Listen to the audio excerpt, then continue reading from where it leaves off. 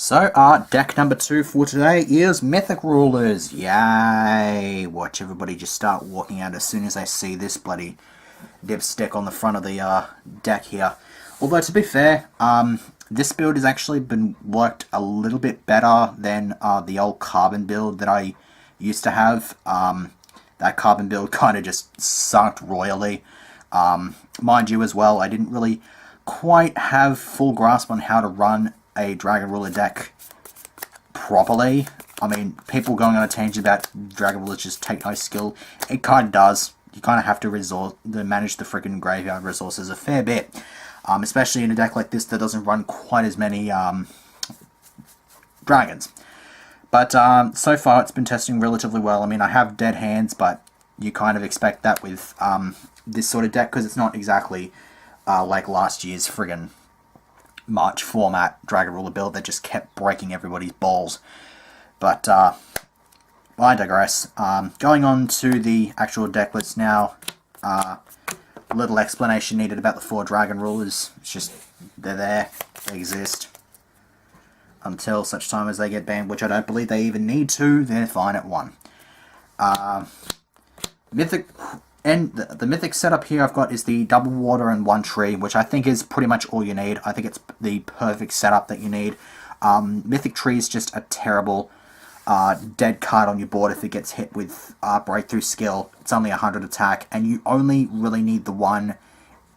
As long as you've either used it or got it in your grave, it's perfectly fine. You get multiple uses out of the 1 Mythic tree, like for going into rank 4, that 1 random rank 4 play that you may go in every once in a blue moon. But the point is, you don't want this thing getting hit with a Veiler because it's only 100 attack. It's absolutely terrible.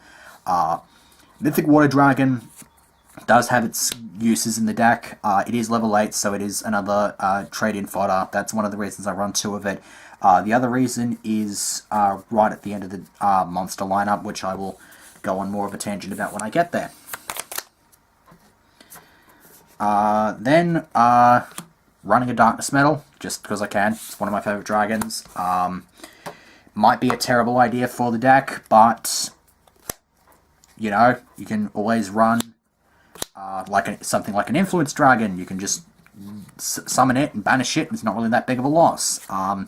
Unless you top deck into something like Cards of Consonance next turn, which is absolutely terrible. But yeah, anyways, moving on, obviously moving just sort of straight on into the tuners, Debris and the aforementioned Influence, along with a double White Stone, kind of just standard setup there, and Influence is quite effective at going into Leo. I would so love to run Trident Dragon, but the Trident Dragon most of the time is just pretty much an inherent -2. It's an inherent -2 most of the time. I think its effect is optional, but you know, it's pretty much only there for just like, I'm gonna summon, attack 3 times, OTK, and it's just like, you're not gonna get it off that often.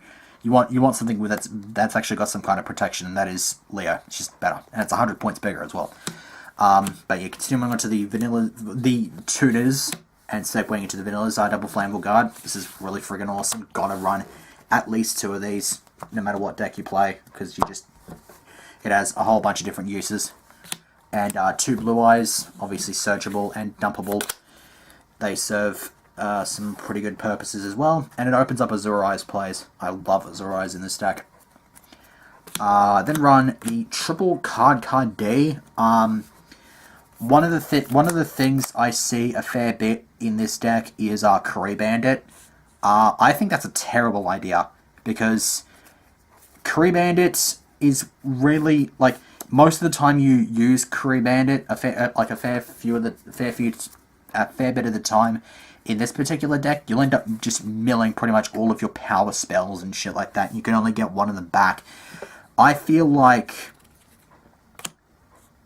I feel like Curry Bandit is more effective in something like Light Swans, where you know you're going to mill at least maybe 3 or 4 monsters, and then just hit that 1 random spell that you really love, like a Recharge or a Soul Charge or something like that. So I opted to go for the card D instead, because it gets me draw power, and it's quite effective just opening sort of turn. You don't have to do too much else. Then run the Card Trooper. Card Trooper is... I've opted for this over the Creed Band once again because of the Black Race play you can make with it with Debris Dragon. It's just really awesome, and you just get the +1 when it just blows up by any means. It's really quite effective, and you just want to draw through this deck to get all the bits and pieces that you want into the grave, and then just go pretty much apeshit with Dragon Rules. Then run double Barbaros. This is an infinitely better option for combining with Mythic Water Dragon. I mean, if you are running Dragluon, then obviously Mythic Tree is the better option. But I'm not. I only run the 3 rank 8s, and they're pretty much the only 3 rank 8s that are absolutely necessary in the deck, and even then, for one of them, it's debatable. But Barbaros is pretty much just multi-purpose as well. You wouldn't think so, but aside from the fact that you can overlay him, and Skill Drain helps this thing out as well, it's actually not that. It's actually not that rare to get this thing's Tribute Summon effect off, which many people overlook the effect, but if you tribute 3 monsters to Tribute Summon this, it nukes your opponent's board. It's like it's pretty much like a Des Croaking on legs, or like a Short Circuit. Short Circuit would be more relevant because of the whole Battery Man thing, but yeah. And I just play the one Random Max C. It's just extra sort of thing to dump with Redox, get pluses, that sort of jazz. The spells, 2 Dragon Shrine. I feel like 3 is kind of cloggy, especially when you've only got 4 vanillas. I mean, I know it seems a bit one-dimensional to just think of Dragon Shrine as you have to dump in vanilla. Like, obviously you can just dump 1 random dragon if you so choose, and of course that's what I see from it, but I'm not really a big fan of 3. Same thing with Trade-In. 5 targets, could easily run 3, but I kind of clogged a bit with that. Same thing with Cards and Consonants. I got 6 targets, I believe, for Cards and Consonants, and I just clog up a shitstorm with that.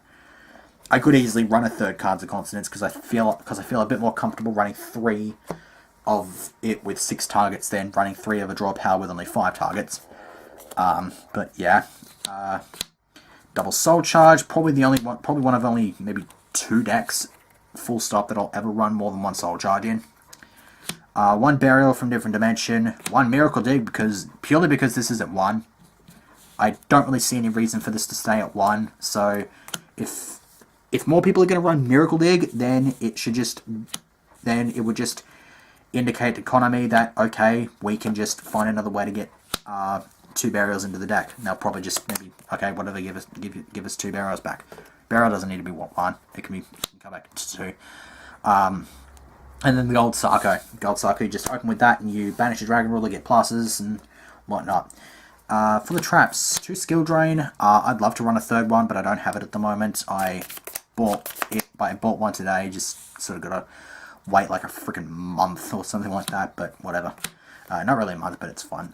Double Wing Blast, better than Raigeki Break as far as I'm concerned, and the 1 Solemn Warning, because I feel like Solemn Warning is pretty much quintessential in any deck, unless it's Light Swans, in which case it's just like, okay, you can run, I don't know, Triple Needlebug Nest. I don't like Needlebug Nest, it's kind of crap, but whatever. So for the extra deck, rank 8s, Felgrand, Helio, Giant Grinder. Giant Grinder is the one that's sort of debatable. I don't think you really need to have Giant Grinder in this deck.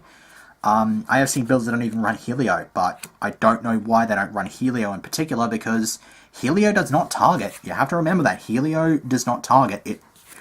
It detaches, then everything else happens at resolution. You tribute monsters, you blow up cards. It's pretty much just a 3k Tiramisu. Okay, it's just Tiramisu on crack, basically.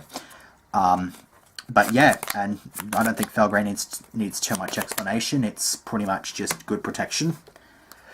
Double Dracosac and a Big Eye. These are the same 2 Dracosac and Big Eye from the previous deck list, because I just sort of switched them out, put them in these sleeves, which you may think are exactly the same, but no. Extra deck in my Mecha Phantoms are using Promats, and these are just regular ones, but yeah. Double Dracosac and Big Eye. You don't need 2 Dracosac. I mean, if you want to run like a Master of Blades, then you can. Go ahead. Rank 4s, Exciton, because it's just extra board clearance, and then 1 Queen Dragoon, which helps you out go into bigger dragon plays. I quite like it. Most people don't bother with the Dragoon Djinn, but I quite like it. Then for the Synchros, Star Reader, Leo, it's friggin' awesome. Azure Eyes, Stardust, Scrap Dragon, Crimson Blader. I'm thinking of actually maybe cutting this for, what do you call him, Thought Ruler, just to get around D Prison, because it's going to be floating around a lot, like with hands and shit like that, especially at my locals. So I figured I'd just go for something else, and Crimson Blade is just kind of eh. And then lastly, have the Black Rose. So that's the extra deck done pretty damn quickly. It's about as generic as you can get, with the exception of maybe Queen Dragoon, but that's about it. Side deck, is this actually complete? 15, okay, cool. Double Metaion. I've always been a big advocate for Metaion in this kind of deck because it's just, once again, quick board clearance. And it's actually pretty good in this particular format because, once again, it's an out to winder. You're going to have the outs to winder in this format. Double Core Chimera Drago, again, deals with Shadows, and actually deals with all the big 3 decks, because you just sit on this, Altairs are dead, Vegas are dead, Kerr and Graph are dead, and pretty much everything just dies when it comes to the big 3 decks of this particular format. So it's just, that's the thing. Double Exceeds Encore, because I like, as far as I'm concerned, this is pretty much staple, because you may end up going against just the random friggin' the arbitrary Evil Swarm matchup, and this deck dies to Evil Swarms, so I always put it in the side deck. 3MST, obvious. Double Face Off, this is like a cheap man's debunk. I didn't really want to commit the debunks to this, but I figured just might as well have these guys in there. If a spell trap or monster effect is activated during the damage step, it negates that activation and destroys it. So it gets around shit like Crane, Honest, Lance. It can even stop Chalice in the rare occasion if you're playing something like what am I thinking? I don't know, Shadows. You've got opponent attacks your Falco or something like that, and then they just go sub-step 3 Chalice. You can just negate it with Face Off and just be like, no, I want my pluses, thanks. But in this deck, it's actually also pretty good because you've got to have beat sticks, and if they just die to bigger beat sticks, like I said, Crane Yamato, it's gonna hurt. 2 Breakthrough Skill just sort of backs up the skill drain. I think the only reason this is even in there is because I've only got the 2 skill drain.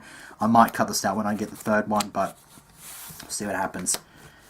It's pretty much just spot removal, now that I think about it, because it just gets around Winder. And then this was the funny tech. It was initially good in theory, and then I just sort of thought about it, and I'm just like, it's kind of not that great. What it does, Chthonian Polymer, this tributes one of your monsters to take control of a fusion monster that a fusion monster your opponent fusion summons. So this is basically designed for you to have something stupid like a card trooper on the board. They go for Winder, and then you're just like, okay, I will steal that.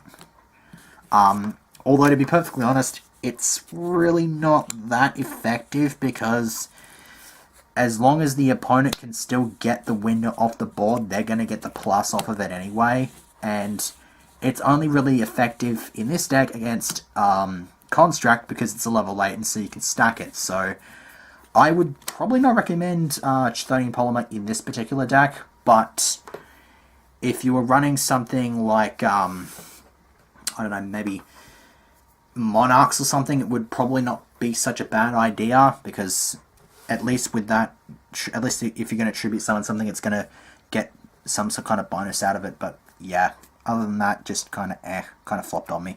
So that's the end of the Mythic Ruler deck list. Our third and final deck list, of course, since I didn't pick that for this video, is a new Mermail deck, which involves running Beautiful Princess. Yeah, so, yeah, see you for that one.